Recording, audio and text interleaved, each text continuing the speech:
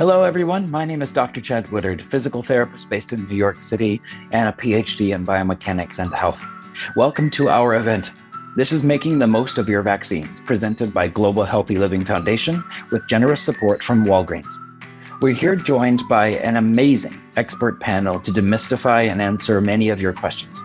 We have Dr. Robert Popovian, we have Dr. Alejandro Chaoul, we have Dr. Samantha Pick, and we have Ginger Hultin, all experts in their own fields to try to demystify a lot of this kind of confusion about vaccines and what I should get and when I should get it. And we'll be covering all of that today. So we're excited to have you join us, and let's begin. We've got some solid information, but more importantly, we're really keen to hear from you. Your questions, your experiences, your concerns, they'll shape our conversation today. So stay with us and we'll have a Q&A in the second part of the event to answer as many questions as we can. So with anticipation in the air, it's time to kick things off. Please join me in welcoming our first guest, a true expert in the field and someone ready to shed some light on our burning questions, Dr. Samantha Pick, PharmD. Listen to this bio. She had spent 9 years working in various strategic and operational functions at Walgreens. After spending 7 years in field operations in 2021, Samantha began leading the COVID-19 immunization operations team. She's now the director of immunizations at Walgreens, and she's going to kick off this event for us. Dr. Pick, Sam, the floor is yours. Thanks, Dr. Chad, and good morning, everyone. As he mentioned, my name is Samantha Pick, and I'm the director of immunizations at Walgreens. My team handles bringing the Walgreens immunization strategy to life in our stores, and we work collaboratively across our company to roll out new vaccination programs and enhance our current programs to provide easy access to life-saving vaccinations. I'm a pharmacist. I have over 9 years of experience, and I actually started my career in our Walgreens pharmacies. So before I talk about immunizations, let me tell you a little bit about why I became a pharmacist. And it's really my passion for helping people. Helping patients get and stay healthy. It's the opportunity to be the most accessible healthcare provider and help patients, their loved ones, and caregivers navigate this complex world of healthcare and medications. Being there to answer questions and make recommendations like what vaccine is right for you. So today I want to talk about the importance of immunizations and how your friendly neighborhood pharmacist is a key player in your vaccination plan. So while this is the first fall, many of us feel like our lives are back to normal. The reality is respiratory viruses have not gone away. We have seen a recent uptick in COVID cases and hospitalizations. And for those patients with immune challenges, the stakes are even higher. Think of vaccines as protective guardians, training our bodies to recognize and fend off these menacing illnesses, especially for the immunocompromised. They offer a significant line of defense. Vaccination is the number one preventative measure you can take this respiratory illness season. It may help prevent you from getting COVID or the flu. You may actually get still sick, but it lessens the intensity of the illness. The best way to protect yourself and your loved ones from illness and potential hospitalizations from flu, COVID, and now RSV is by getting your recommended vaccines. So, who should get vaccinated and when? Now is the time to get your flu shot. And the CDC recommends getting your flu shot usually in September and October. So from now to the end of October. And it's for everyone 6 months and older. They're recommended to get a yearly flu shot. You can schedule it right online for yourself or even the whole family. And the newly updated COVID vaccine is now available. An updated shot is also recommended for everyone 6 months and older, protecting you against these newer subvariants going around. And for RSV, which is a brand new vaccine this year, the CDC recommends that you consider getting the RSV vaccination if you're 60 years or older, especially if you have certain medical conditions. And you can get all three at the same time. So Walgreens pharmacists are here to help. As highly trained, trusted healthcare professionals, they can work with your doctor, your specialist, or just you at the pharmacy and determine what vaccines are right for you and your family. Also, optimal timing and whether to consider multiple vaccines at once. If you do have COVID or flu symptoms, you can get tested. Our pharmacists can also advise on which tests are right for you. And in select locations, you can get tested right at the pharmacy. We also have oral antivirals that can be dispensed at your local pharmacy and are available at no cost with convenient pickup and delivery options. Walgreens offers a full range of over-the-counter and prescription medications to help you get back on your feet as soon as possible. This includes 24-hour same-day delivery. So if you're not feeling well, you don't have to leave the house. We know immunizations can often fall off the to-do list, but it's important that everyone stays up to date on their recommended immunizations. Well, it's the first time and first fall in a while that we feel like we're back to normal. Respiratory viruses are still here. And the reality is people are still getting sick and hospitalized with these respiratory illnesses. So to get vaccinated, visit the Walgreens app, walk into the store, talk to your friendly pharmacist, and get your vaccines. Delightful. Thank you, Dr. Samantha Picking. That was already, I feel like, demystified some questions that I hear a lot of. You might get your vaccine, but then you still might get sick, but it's going to make that round of illness much better. And then it looks like we just published the results of our very exciting poll. We got some decent options for COVID, more options for flu. And look at that. Look at that. This makes us happy. We have a lot of people that said all of the above. Any thoughts on that, Dr. Picking? Really exciting. I love the all of the above because just do it in one visit. It's totally safe to get all of them or any of your other routine and travel vaccines just at the same time, and you don't have to keep coming back. So love this result. Yeah, well done. I know we're going to hear more from you later. Thank you so much. And it's exciting to hear that people are getting their vaccines. Now for a little segment that I'm happy to walk us through. As I said, my name is Dr. Chad Woodard. I'm a physical therapist by training. I've been in academia for a very, very long time because I love teaching and I love mentoring. And I think a lot of what we're covering today is significant with mentoring and with discussing and with being open and having conversations. But because I'm a physical therapist, a lot of questions that I get specific to vaccines is, oh, I hate getting my vaccine. To which I say, why is that? And people hate it oftentimes because they get really sore. Wherever they get their injection, they get sore. They have some muscle soreness. It feels achy. And so I just wanted to talk through that a little bit about that's a thing that is obviously an issue, but it still is, it's going to outweigh the cost of some soreness. So I do want to give you some option to do of some physical activity of what it is that we need to do when we do have that soreness. Before I do that, who would I be if I didn't give a plug for physical activity in general? Physical activity in general, movement, and a healthy system is going to be a great way just to keep our bodies and our immune systems at their prime. That's going to make our vaccines even more effective and keep us at an even better level of health. So that's my shameless plug for go for a walk, take the stairs, buy an elliptical, do whatever you can do. Now, let's talk about the sore shoulder from the vaccine. Last time I got a vaccine, same thing. I was like, whoo, that was spicy. And I use my arms for my living. So I needed to do some movement specifically to be able to get through that soreness. Now, if you have muscle soreness from a big exercise experience, a big workout, and your muscles are sore from that, the reason why your muscles are sore is because there's a little bit of damage to the muscles. And that damage launches an inflammatory response. And that inflammatory response fixes things, but it also hurts. When you get a vaccine, you don't have that damage. There is nothing really to recover from. You're having more of a chemical reaction, an inflammatory reaction to this vaccine. Still get soreness, but we're going to treat them a little bit differently.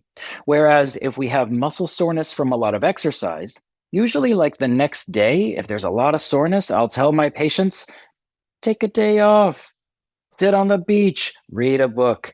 But then after that, we're going to start to move. They need a little time for that tissue to heal. With vaccines, we don't, because we don't have that same level of tissue damage, that microscopic tearing. We only have a chemical inflammatory response.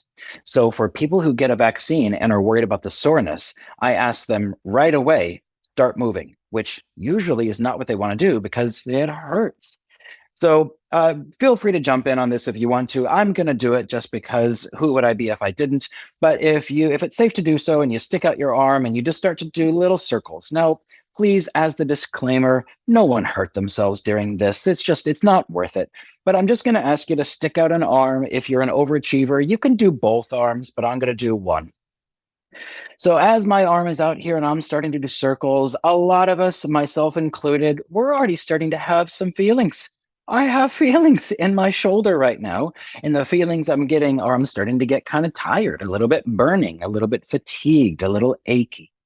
Now, the reason why that's good to do after a vaccine is because that tiredness, that fatigue, that achiness is rushing a bunch of blood into that muscle that just got a new vaccine. The good news, I have to stop. I'm so tired. The good news about a vaccine having lots of blood flow rushing to it is it's going to help disperse that vaccine, those chemicals that are going to help you build an immune response, but disperse them out of that little area where you're really sore and into the rest of your system.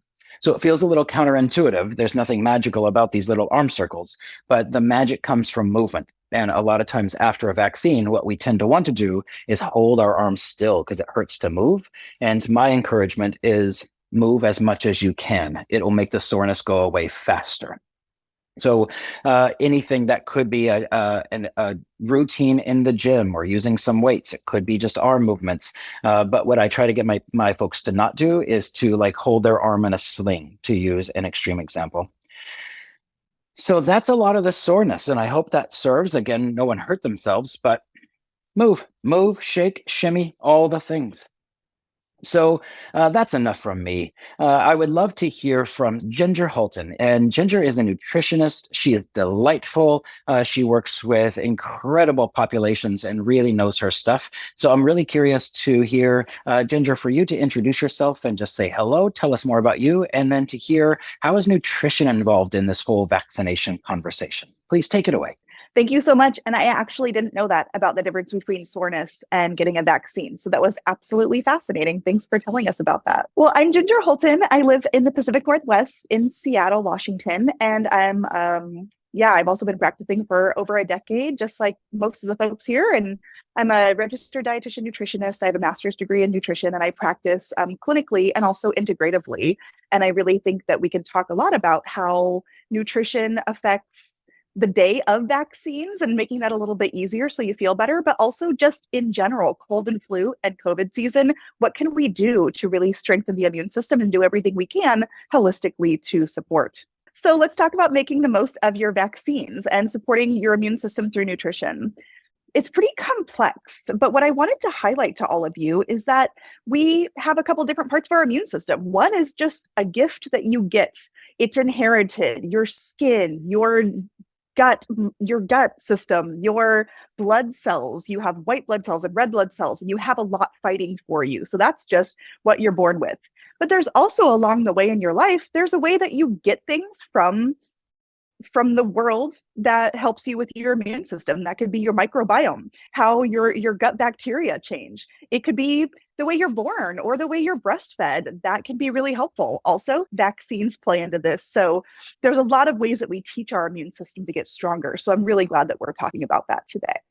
And of course, we're going to play a little game, and I want you guys to be dropping some of your questions in the chat box for sure, because I love chatting all things nutrition. But I wanted to talk about how complex the immune system is. It's not like you can just eat a little bit of vitamin C or some elderberry, or there's not one thing you can do. Like Dr. Chad was talking about, it's like physical activity, it's sleep, it's stress management, it's vaccination. It's a lot of different things, but it also has to do with healthy eating. So let's talk about how healthy eating affects your immune system, but let's also talk first about what to do the day of. So one of the biggest challenges is being nervous about getting a vaccine. Anyone feel a little nervous? I do sometimes.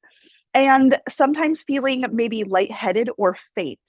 So the nutrition that I'm going to talk about, it doesn't mean that it's going to make the vaccines work better. Like that's not what I'm talking about here. What I'm talking about is setting yourself up for success the day of with hydration and food to just have a better experience and feel better when you get your vaccine. Because for a lot of us, we might be a little nervous, we might feel a little lightheaded, and there's actually something you can do about that. So let's talk about hydration real quick, and then we're going to play a poll game. So get your thumbs ready. For hydration, you want to make sure that you come in having drink water or coffee or tea that morning, because you're more likely to feel faint or lightheaded if you're dehydrated. You don't need extra water, so you don't need to be like going crazy on the water. You just need the right amount of water. So perhaps, let's say you're going to drink 8 glasses of water in a day, 8 to 10. Maybe that morning you drink a couple, 2, 3 glasses, just so you go in a good state. The general recommendations are about 9 to 13 cups a day, 2 to 3 liters. And so make sure that you have some before you go. And remember that tea and carbonated water, those things count. So you don't have to just be chugging water that morning, but make sure you go in whatever time of day you're going hydrated. That's going to help you a lot. And as far as nutrition, my advice is to eat before you go. Even if you're going in for a morning appointment, I think it's really nice so that you stabilize your blood sugars and you're going in really nourished and hydrated and ready for the vaccine. Sometimes I feel a little lightheaded when I get a vaccine, and so I feel much better if I'm a little bit more balanced with my blood sugar. So I also suggest people bring a snack after. So maybe you have a trail mix or a granola bar or even like a peanut butter and jelly sandwich or an orange in your backpack or purse, so you can just have a little snack, especially if you do feel lightheaded. If you feel fine, you don't have to worry about it. But it's good to fuel before and after, just to make sure that your blood sugars are stable and you're going to avoid feeling any lightheadedness the day of the vaccine. So hydration, some snacks before and after, that can really help a lot. So I do want to play a game. And again, drop your questions because I love chatting about nutrition. But all season long, we want to think about immune supporting nutrition. So during cold and flu season, having healthy nutrition is not going to stop you from getting the flu or COVID, like for sure. But it can help your immune system be stronger and help fight those things off and strengthen your natural immune system. So there's a lot of nutrients that help your immune system. But the main ones I wanted to talk about today that you probably have heard of before: vitamin C as in cat, for sure.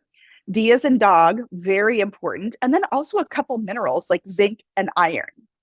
But I want to play a game with you because I want to make sure that you know which foods are high in vitamin C, vitamin D, zinc, and iron. So why don't we start with our first poll? So get ready. And I'm going to show you 3 images. And you're going to choose 1, 2, or 3, A, B, or C, which food is highest in vitamin C. So A is kale, B is red peppers or little peppers, and C is citrus or oranges. Which one is highest? And I think, well, I don't want to give it away. We'll talk about it in a minute, but there's a few things that automatically come to mind when we think about vitamin C. And I'm excited to see what you guys think. You're going to learn about this game that I'm playing that actually all of the images that I show you have some of the nutrient, but I want you to choose which one is highest. So Dr. Chad, let me know when we're ready. Yeah, I'm so sad there's not all of the above, and I'm glad that I don't have to publish my own results. Here are the results. Oh, yes, it's close. So it looks like citrus, the oranges was the highest, followed by kale, followed by pepper. Well, let me show you on the next slide the RDA, which is a recommended daily allowance. It's how much is recommended for vitamin C. It's 75 to 90 milligrams. It's pretty easy to get from the diet. And look at that, everyone.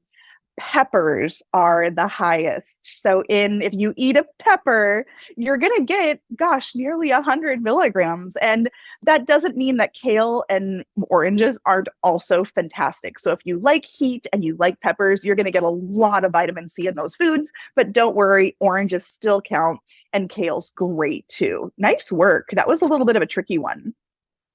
Let's go and talk about vitamin D as in dog. Which one is highest? I'm showing you a picture of salmon, so fatty fish. B is mushrooms. And C is a glass of milk. Which one is going to give you the most vitamin D as in dog? And this one's a little tricky too. Again, all of them do contain vitamin D, so you really can't go wrong here. But one is quite a bit higher than the others. This one comes with a little caveat too. So drop in your answers. And also, if you've got any nutrition questions on your mind, make sure and drop them. And then as soon as I'm finished here, I will move over there and start answering or answer at the end. Yeah, we do have a question coming in, but we'll save it for the end. Let's do all the poll stuff. But here's our vitamin D results.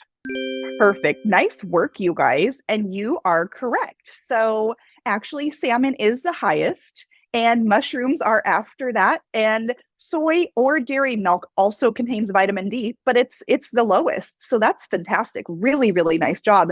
That one was tricky. Fatty fish is a really good source of vitamin D. Mushrooms can be too. So if they're wild, a cup actually contains some. It absorbs vitamin D from the sun. But if you're in the grocery store and you see mushrooms and it says UV exposure mushrooms, they can be really high in vitamin D. And of course, fortified soy, non-dairy or dairy milk is a good source too. But let's move over and talk about our minerals. Let's talk about zinc, and then we'll finish with iron, and then we'll move on to our next speaker. So we've got Greek yogurt is number A.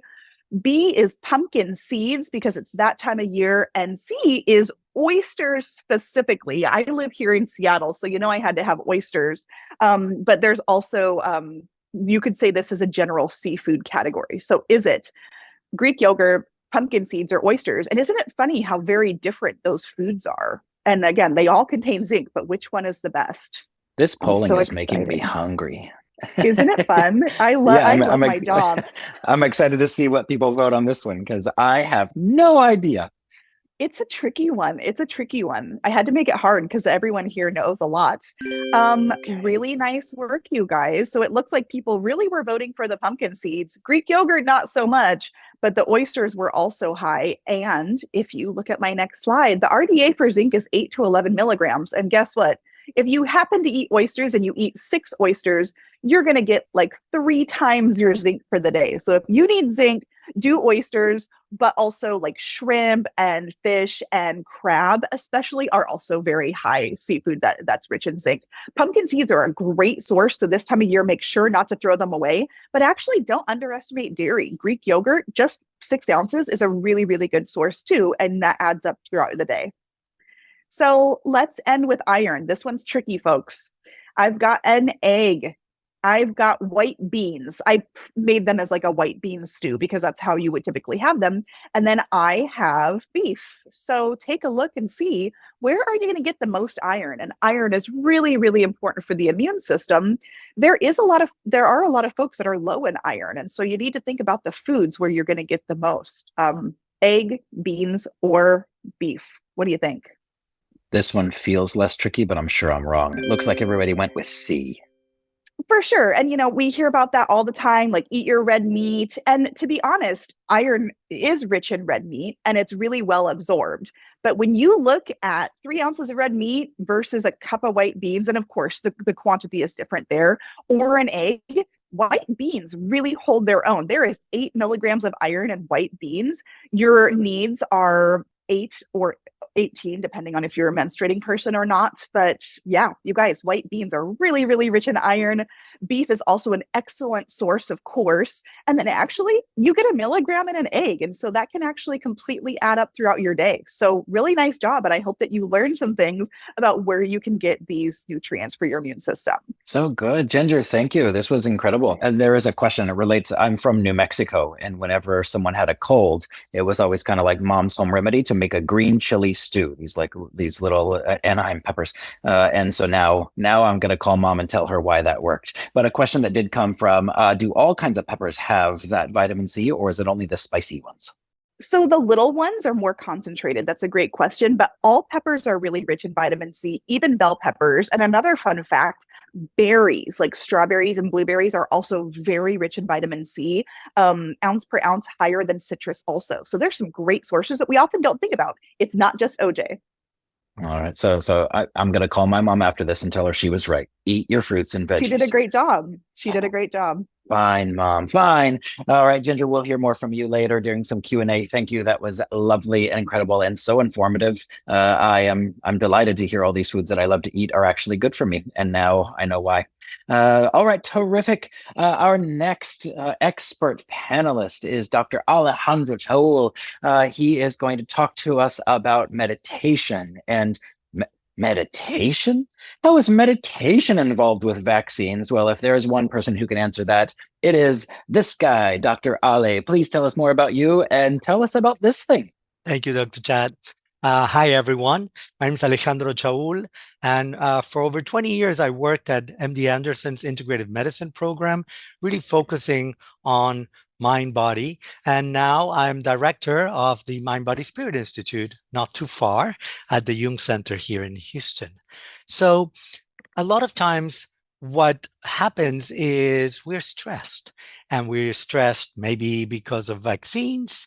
We're stressed maybe because something is happening in our job, in our family, and so forth. So I want to talk a little bit about that. And I don't know if you're seeing, I think you are seeing the slides. When we're stressed, there's a couple of things that are happening. One is this fight or flight response. And so what happens with the fight or flight response is a lot of times we think it's bad, but actually we can put it to use, as it says there in that Time magazine article. But when we think of the bad things, is there's this cascade of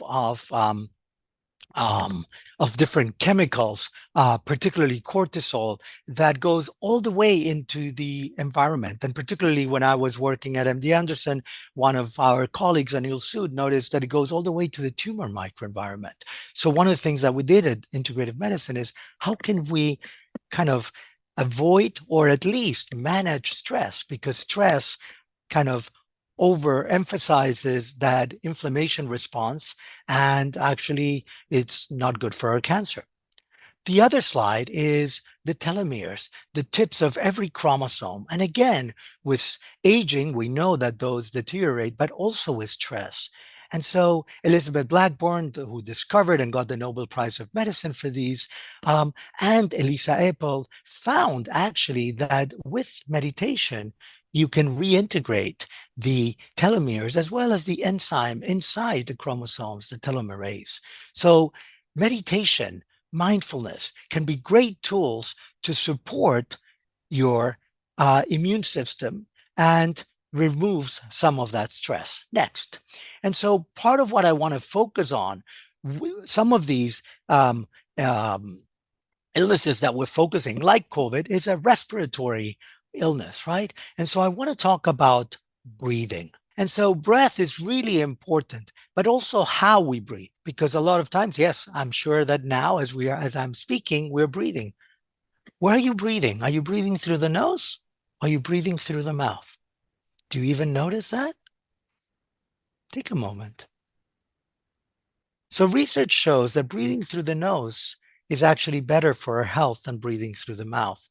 And not only that if we can breathe lower towards our abdomen rather than shallow in our chest, it actually produces, as you see on the right, what Dr. Herbert Benson from Harvard, he was a cardiologist, discovered over 40 years ago, that by breathing lower into your abdomen, by doing meditation, you can change that fight or flight response into something that he called the relaxation response.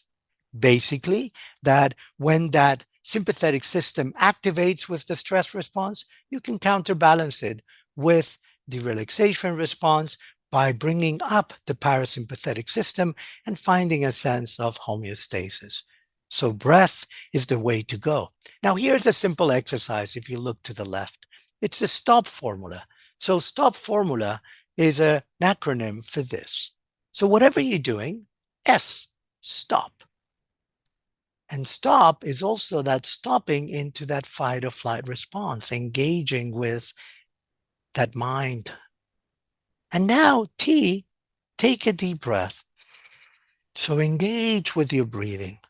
And one way of engaging deeper, again, I said breathe in through your nose if possible, but now bring a hand to your abdomen and see if you can receive that breath, inflating your abdomen like a balloon as you breathe in, and let it go as you breathe out, back through the nose if possible. I know some breathings are back through the mouth, whatever is good for you, but I would challenge you to try it now through the nose, both in the inhalation and the exhalation, finding a rhythm that it's comfortable.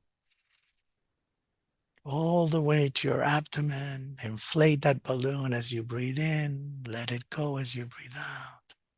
And we'll do it one more time. And hopefully, by doing that a few more times, you can actually start eliciting that relaxation response. And what's interesting, it's not just about being relaxed. What we found when research is that actually by doing these practices, it improves the cognitive function, the brain function, and also the immune system. So here's Richie Davidson at his lab in University of Wisconsin with Mathieu Ricard, a biologist, but then became a monk and a great meditator, and seeing how these practices affect the brain, and noticing these effects, and also the effect of happiness, that by doing these practices, you're happy. Actually, Mathieu Ricard was named the happiest man on earth. So again, these are practices that have benefits all the way from the biological side, from the psychological side, and from the immune system. So this is not necessarily meditation, but I think a great practice, laughter. And actually, I have a colleague who does what they call laughter yoga, right? And what the research shows is whether it's a genuine laughter or fake laughter, it's both produce the same dopamine. And so keep laughing. As they say in laughter yoga, fake it till you make it. And what's interesting about this slide, you may recognize these two spiritual leaders, Reverend Desmond Tutu and His Holiness the Dalai Lama. And when they meet, they laugh. They're both also Nobel Peace Prizes. And what you see, the people around them, they have no clue what they're talking about, but laughter is contagious. They're laughing too. They're getting the benefits of it too. So secondary laughter is good too. Next, outside, being outside. If you have a botanical garden, an arboretum, places outside, please do. I see, Ginger has it right behind her, and I love it. I even just seeing it, I love that. But if you don't, and you go to a place, please take advantage of that. There's also, the Japanese have something that they bring meditation and outside, and they call it forest bathing. So they're outside, and as they're conscious of that outside, they breathe in and they feel the support of those trees, of those plants. When I do meditations at the Botanic Garden here in Houston, I also take advantage of some of the plants like lavender. And just by breathing in that is also very helpful.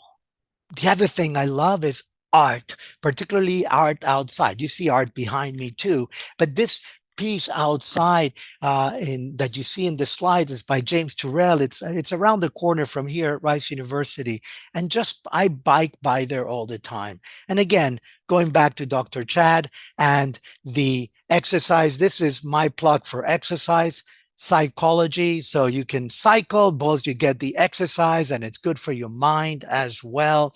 And so again, biking through places or being in places of art, being outside can be also very helpful. And we know also in the area of meditation, being out and connecting to the elements, connecting to the sky is a great way to meditate too. So finally, we have breathing, we have improving the immune system, we have meditation. So in a way, that evolution is take a moment to sit fully, not just sitting like I'm sitting now, or maybe you're sitting too, but take a moment. And maybe we can take a moment together as we sit, since I think I have an extra minute. So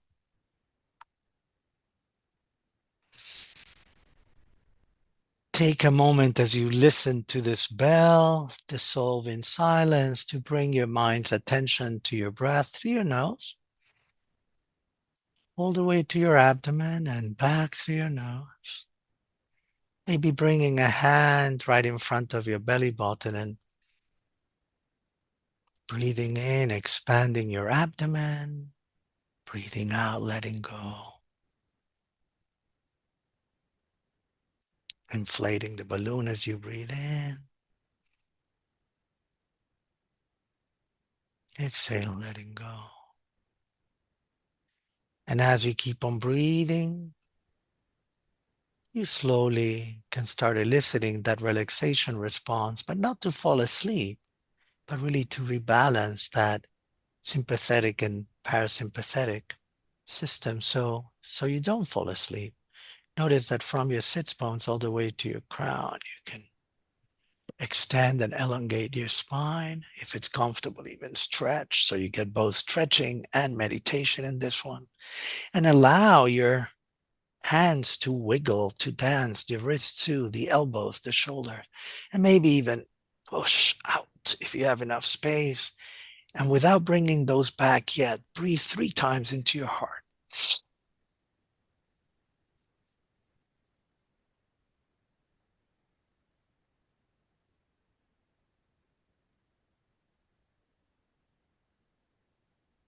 Then allow the hands to come down, rest comfortably on your lap.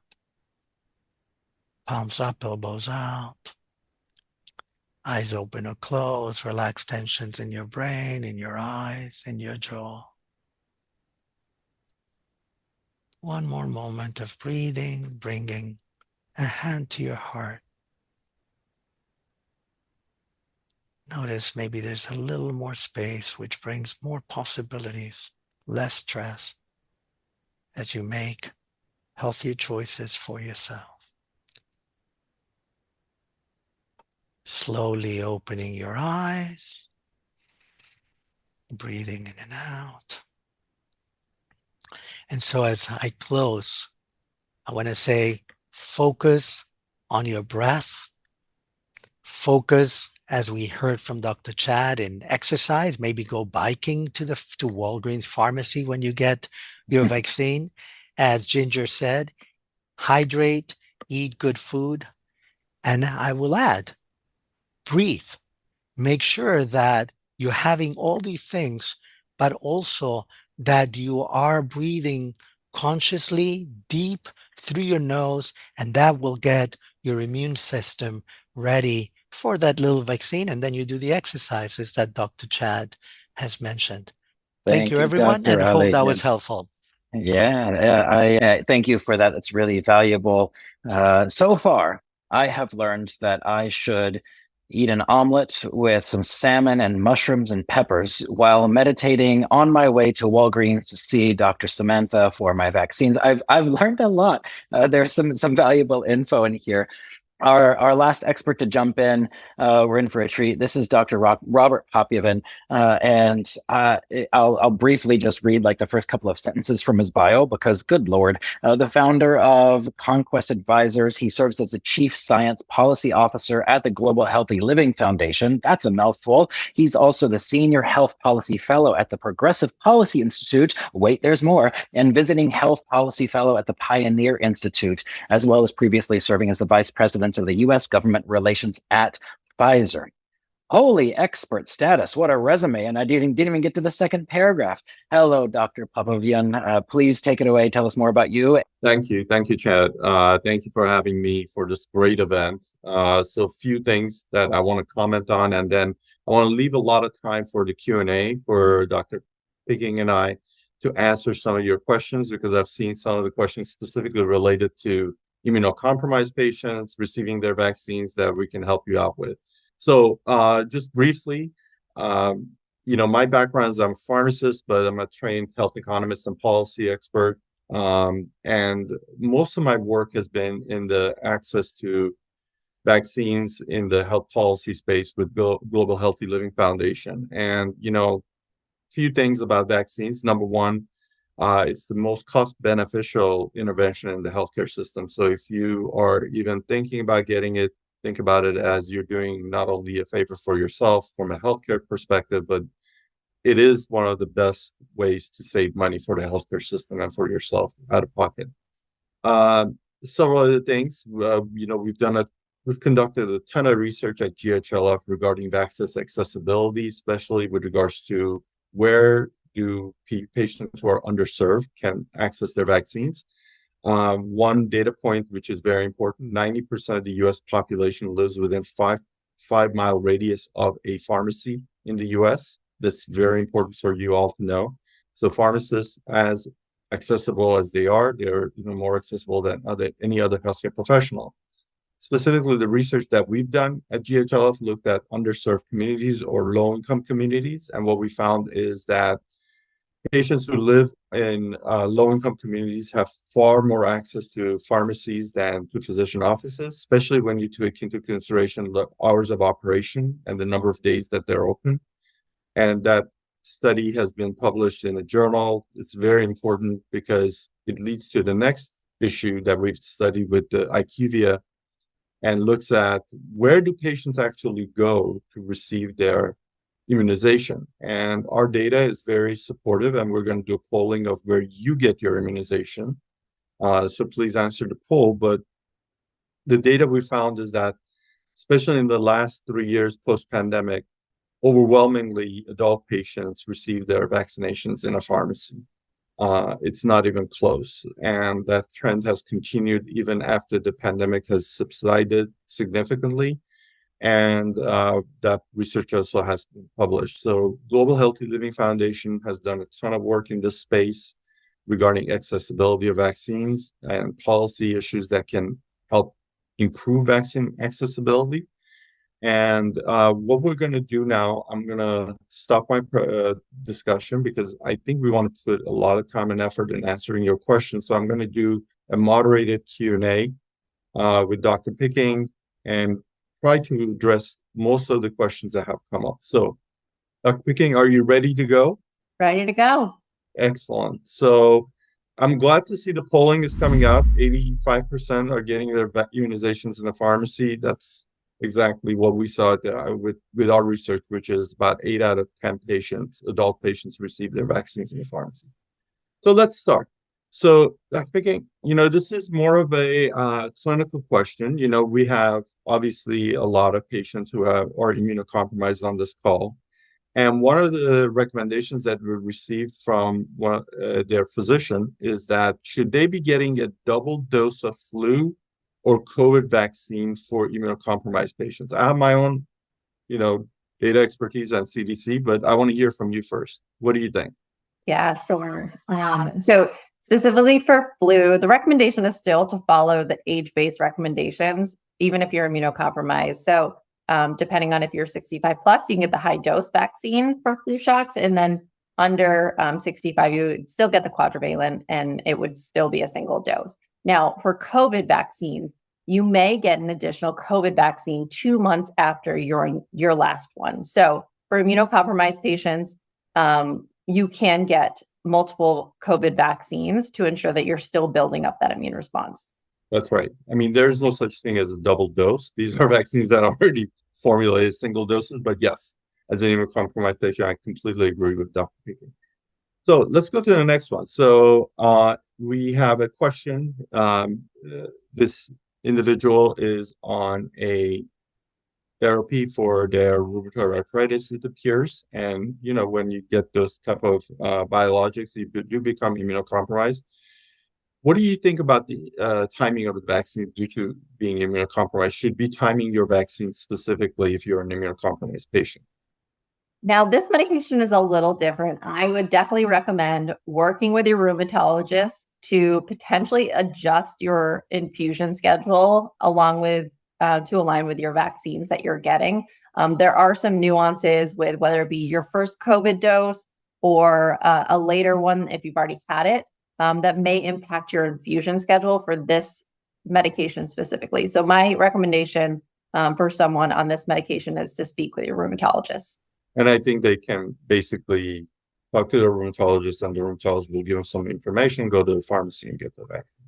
So we actually answered this next question, which is, can you get your multiple vaccines at the same visit to the pharmacy? And the answer is absolutely yes. I got it last year. I got both my COVID booster and my flu vaccine, and I plan on doing all three this year. I'm a little behind Dr. Picking. And, sometimes healthcare professionals are their worst patients. But, yes, absolutely, you can get it.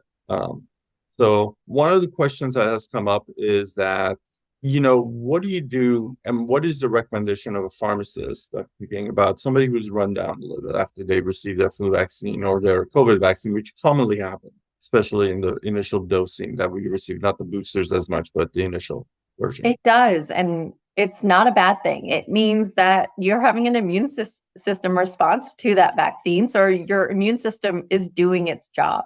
So you feel run down because your immune system is activated, similar to what it would be if you were actually sick. So it's actually a good thing. So whether if you're achy, you can take over-the-counter anti-inflammatories. You can take Tylenol just to make that feel better, but rest the next day. And it's a completely normal response. So nothing to be concerned about. Okay.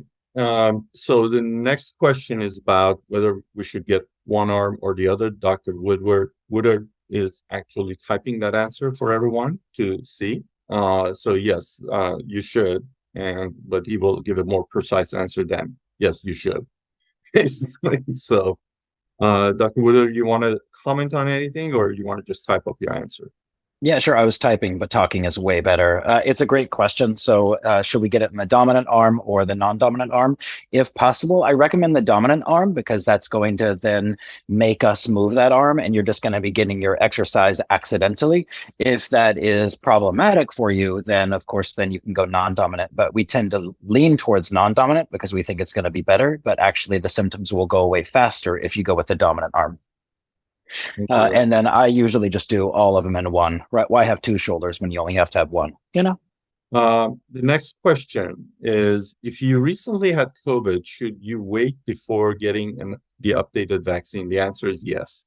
You need to wait. You cannot get it after you've gotten COVID. Now, I'm going to make a plug for the Progressive Policy Institute, which I'm a fellow. We're coming out with some research with regards to vaccination. So if you think about it, what our conclusion is that the vaccines and natural immunity protect patients equally if you look at the data. But our recommendation is the vaccine. The reason being is that for you to be able to get natural immunity, you have to go through the illness. And you don't know how you're going to react to that virus. Because you're going to get really sick or God forbid, you're going to end up dying from it. So yes, the vaccine is still the preferred choice of immunity, even though the data shows that you can get natural immunity, which is equal to the protection of the vaccine. But again, you're risking illness. Dr. Picking, any comments on that on your end? No, that's exactly right. There is the recommendation to wait, and as long as up to 3 months from that initial test or your initial symptoms. However, there is still the recommendation, despite having COVID, to stay up to date on vaccinations. And I think the next two questions we've sort of answered already. One has to do, can you get all three vaccines at the same time that are coming up, the RSV, the COVID, and the flu vaccine? The answer is absolutely yes. And then the next question has to do with if you're on immunosuppressants for vaccines, should you get all three vaccines at the same time? That's a discussion you need to have with your rheumatologist, oncologist, anything that's making you immunosuppressant. But generally speaking, yes, you can, but you need to have a discussion with your physician and then come to the pharmacist and have further discussion about the timing. So I want to ask Dr. Picking myself, because I do work in the health policy space. What are some of the promotions or activities that go on during the flu season, which is very important? Right now is the flu season. We're in the middle of it. We're vaccinating patients. What does Walgreens do specifically to reach out to patients and be able to get them to come to the pharmacy or get their vaccination in general? Yeah, lots of things. And it's so important to reach out and inform patients that vaccines are here. Now is the time because you want to get the vaccines. They do take 2 weeks to take effect, especially your flu shot, before these respiratory illnesses get here. So whether it be if you've had your flu shot or other vaccinations with us before, we're going to send you a reminder, whether it be via email or text messages. We're going to let you know when these vaccines are here and they're recommended and to schedule online. So we'll be directing you directly to our scheduler, but you'll be seeing our marketing campaigns. It's really just reminding you that, hey, now's the time. And as I mentioned a couple times, we get busy. We forget these things. We forget to stay up to date. So we'll be sending you your recommended vaccine reminders so that you're not missing out this season. That is unbelievably important, especially for patients like me who clearly have forgotten to get their vaccines and we need to go get it. But it's also important to note that, with pharmacists, with pharmacies, you can walk in without an appointment, which makes it super more easier for patients, especially patients where, again, I want to go back to the research that we've done with the low-income communities. A lot of those patients work hourly wage jobs, and they just don't have the flexibility to take off in the middle of the day to get an appointment to take off because they don't show up to work, they don't get paid. And pharmacies serve those patients. And that is a very important thing that gets lost in all of this discussion about where should we get the vaccine. So without further ado, I think we're about 4 minutes before the conclusion. I don't see any more questions in the Q&A. I'm going to send it back to Dr. Woodard. Yeah, what an incredible conversation. One question that I think briefly got touched on is, why do I feel kind of run down after a vaccine? And the quick answer is the vaccine is meant to launch an immune response, right? It's meant to activate that incredible system that your body has. So that just takes some energy. It takes some energy to launch an immune response and to create the antibodies and all the goodies that we need.